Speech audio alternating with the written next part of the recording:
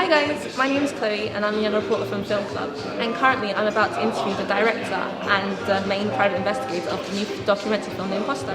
So wish me luck.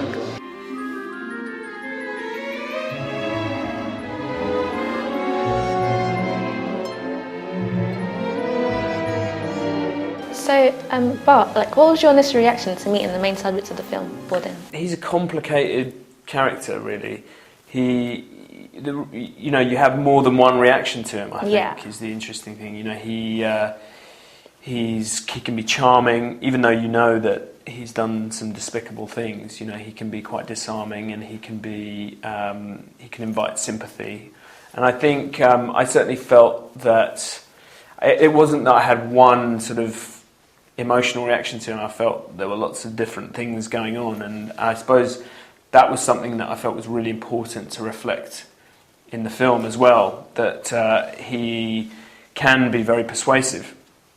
And even I felt that the story that he was telling me was, as I began to understand the logic of it, I realised that possibly I was falling for the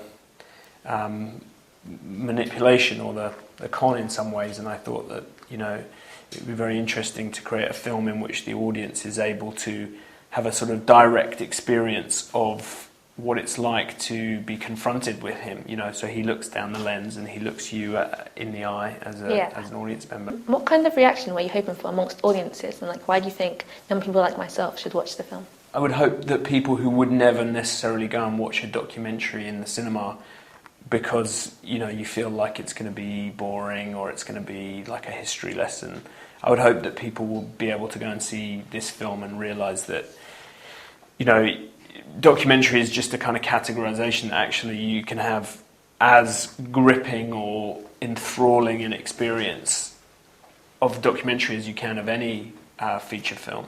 So hopefully even people who would never want to go and see a documentary would see it and be surprised by it in a positive way.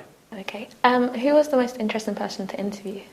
Bourdin is a fascinating person to talk to because of the complexities of his character and how you see different sides to him at the same time.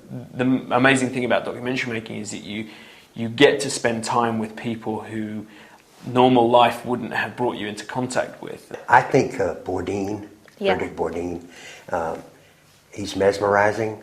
To me, he has an aura about him that makes him frightening, and I think the audience was shocked by him. Can you tell us about the whole ears are different theory and how you came about it? The ear is the only item on the body, the only part of the body that doesn't age. The eyes age, the iris is used in identity, and I learned from about Scotland Yard how they had tracked a man called James Earl Ray at Heathrow. They caught him, and they used the ear technology to catch him. I felt like that was the only way to identify him. The family was convinced it was him, immigration, the FBI, everyone was convinced he was indeed Nicholas Barclay. And I knew right from the start he couldn't have been.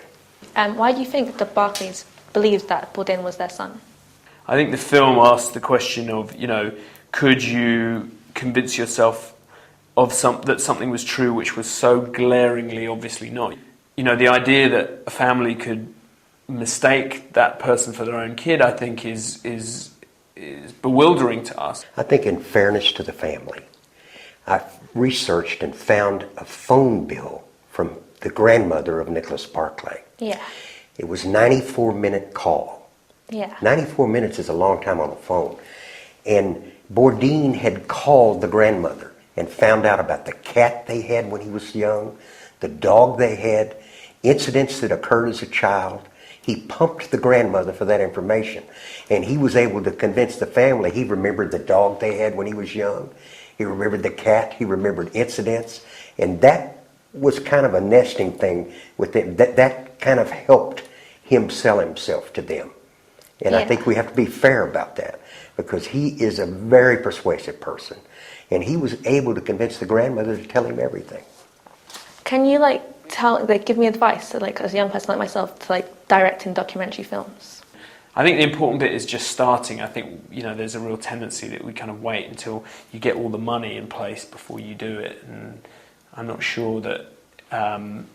I think so few films get funded in that way that in a way you need to kind of bet on yourself and talk to these guys, borrow their cameras, and just start that process really.